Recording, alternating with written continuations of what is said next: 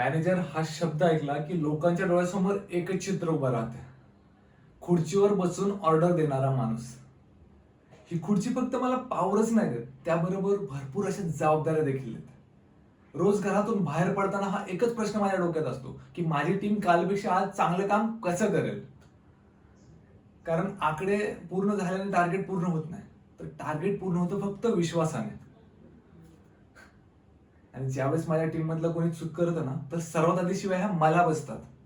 पण ज्या वेळेस माझ्या टीम मधलं एखादं चांगलं काम करतं ना, तर सर्वात आधी त्यांच्यासाठी टाळ्या ह्या मीच वाजवतो.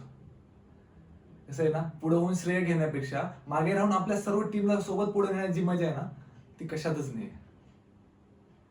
लोकांना काय वाटतं, मॅनेजर म्हणल्यावर पगार मस्त असेल ना, माझं आयुष्य एकदम मजेत असेल. पण त्यांना हे कोण सांगणार की त्यासोबत प्रेशरही येतं, टेन्शनही येतं की एवढ्या सगळ्या जबाबदाऱ्या कमी वेळात पूर्ण करायच्या असतात.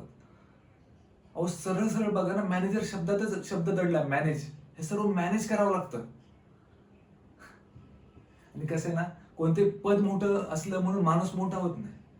माणुसकी मोठी असेल ना, तर कोणतंही पद मोठं होतं. धन्यवाद.